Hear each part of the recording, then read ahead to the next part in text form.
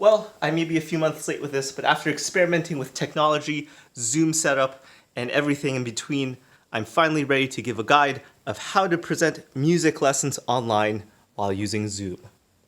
Let's do this.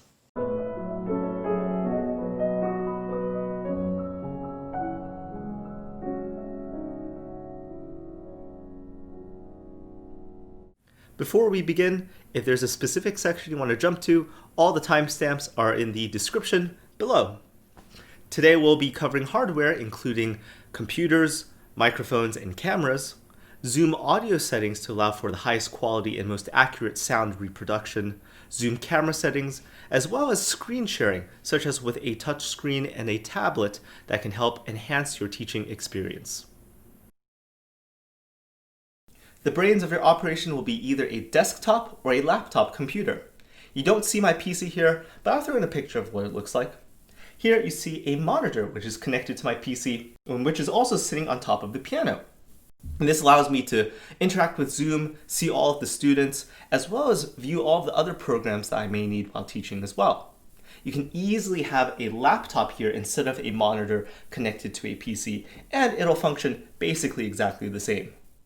What is super important is that whatever desktop or laptop that you're using contains either Windows or Mac OS, since those are the two operating systems in which Zoom has the most powerful and robust audio settings, which we'll get to later on in this video. For the best quality audio, avoid using the phone app or another operating system such as Chrome OS, since Zoom in those operating systems has much more simplistic advanced audio settings than in Windows or Mac. Also, if you're using a desktop computer instead of a laptop, having a wireless keyboard and mouse helps a lot. The next most important piece of hardware that you'll need for teaching online is an external microphone. You might notice that my sound quality is somewhat worse than it is before because I'm using this microphone as a prop now, and instead of using it as recording sound. The built-in mics of laptops and webcams are generally pretty mediocre or even pretty terrible, and having a pretty good external microphone will help a lot in relating higher quality audio and more accurate audio. I would recommend getting a pretty good USB microphone since it's the most convenient way to plug and play, so to speak, without having any intermediary sound adapters that'll cost a lot more money and be a lot more hassle to set up. I'm using a Blue Yeti USB condenser microphone which strikes the balance between good audio sound and a reasonable price. Specifically with the Blue Yeti, you can see that there are 4 microphone sound settings here on the back. And you'll want to use the one all the way on the left for music, which is a stereo soundscape, which offers, from my experience, the best musical reproduction. Don't place your microphone too close to the instrument. For piano, I find that placing a microphone around 6 or 8 feet away from the instrument is pretty good, and it allows for a high dynamic range without being too loud or too soft. For the Blue Yeti in specifics, the microphones are arranged actually in a perpendicular way to the pointy end of the microphone. So one common early mistake I see people using the Blue Yeti is that they arrange it so they'll talk into the pointy end, and that's not really ideal because that's not how the microphones are arranged. So you want to be talking perpendicular and playing perpendicular to the microphone in order to have the most accurate and highest quality sound. The last setting on the back of the Blue Yeti is audio gain, which is how loud the microphone itself will amplify the sound. This will depend from room to room and your instrument, but from my experience on the piano, I find that turning the gain somewhere really low, from 0 to maybe about 20% or so, was best. Up next is the camera.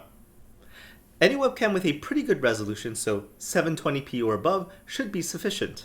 You'll need a minimum of 1 camera, and if you only have 1 camera, such as the one built into a laptop, then perhaps placing it off to the side so it captures the upper body as well as the entire keyboard would be ideal. You can have multiple cameras and switch between them on Zoom. So for my setup, I have one webcam on the monitor pointing pretty directly at my face when I'm talking to students. And I have another camera kind of off to the side that captures more of the body, hands, and keyboard. As you can see with the second camera, I'm using an old camcorder which belongs to my dad and is connected to a video capture card which is connected to my computer. You certainly don't need anything this fancy, and just a simple webcam attached to a tripod would work just fine. With your microphone and camera placed all over your teaching setup, you might need some USB extension cables to reach your computer. You can get some fairly inexpensive cables that can add 6 or more feet of distance to give you more flexibility of where to put your peripheral devices. Last but not least, I would recommend getting a pair of wireless Bluetooth earbuds. You'll be able to wear these to hear what your students are playing and saying, but without any of the cumbersome wires coming off of it. I have the Jabra Elite 75T, which are not only super comfortable, but also have a hear-through feature that allows the sound around me to pass through directly to my ears. What this means is that I can play stuff on the piano and it'll sound pretty close to the actual real-life sound in my ears without any muffling or distortion. For Windows and Mac OS, you'll want to download the Zoom desktop client at zoom.us/download. Again, you'll want to avoid using the phone app or Chrome OS if possible, due to Zoom not having as advanced audio options as Windows or Mac.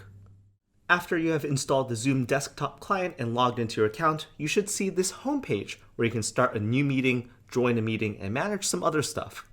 Let's start by figuring out sound settings. On the upper right-hand corner of the homepage, you should see a gear icon for settings.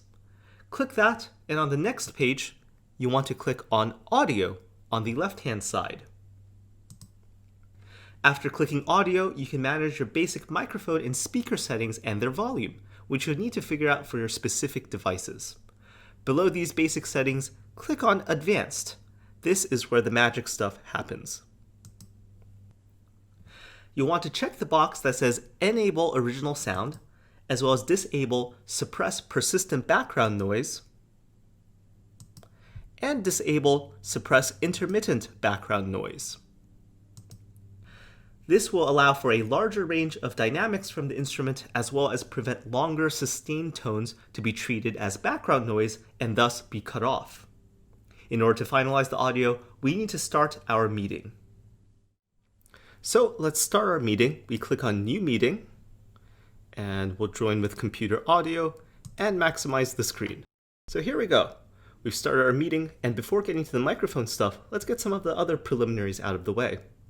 On the bottom bar in Zoom, you can see some of the video settings and audio settings as well. So in the video setting, we can change the camera if we have multiple cameras. So right now I'm on my webcam, but let's switch to the side camera. And there we go. We see that I have my laptop here, and here's a full view of my hands and the keyboard. So let's switch back to the webcam. Back to the webcam, let's go to the audio tab. And we just want to make sure that everything is set so our default microphone is indeed the Blue Yeti, and our speaker, I'm using the Jabra earbuds, and that makes a lot of sense. One last audio setting you have to be aware of is with enabling original sound. So if you remember, we checked the box that says enable original sound in the advanced settings, but now we actually have to enable it. So on the upper left-hand corner, you should see a box that says turn on original sound. So let's check that. And by doing so, we allow for a greater dynamic range. So now all the softs will be soft and all the louds will be loud without any of the auto adjustments of the levels on Zoom software side. With that, your audio settings should be optimized for relaying music. Let's hear what the sound is like with Zoom's default settings, so before all of our advanced audio changes.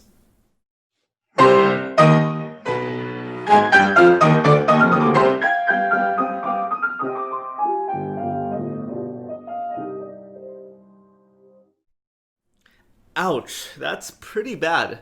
But with all of the advanced audio settings enabled, let's hear the music again.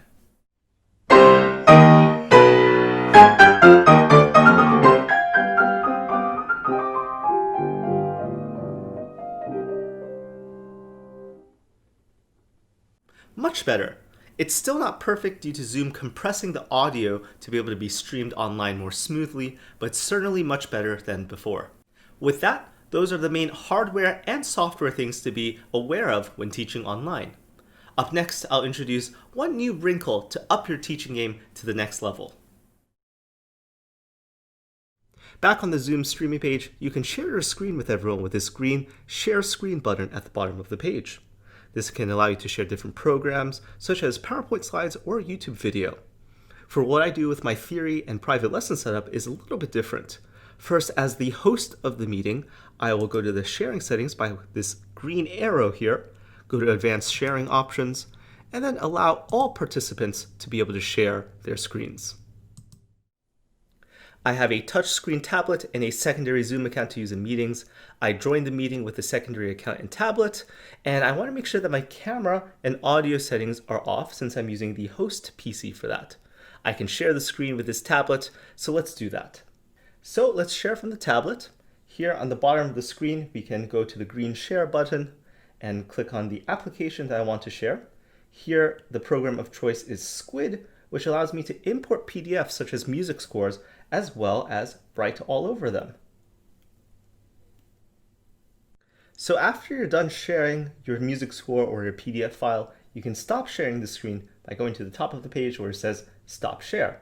Click on that, and everything should go back to normal with the host PC providing audio and the webcam if I turn on the webcam here.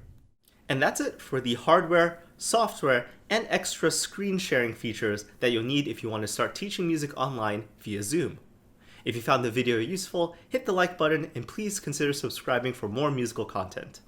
Until next time, keep it logical. Take care, everyone.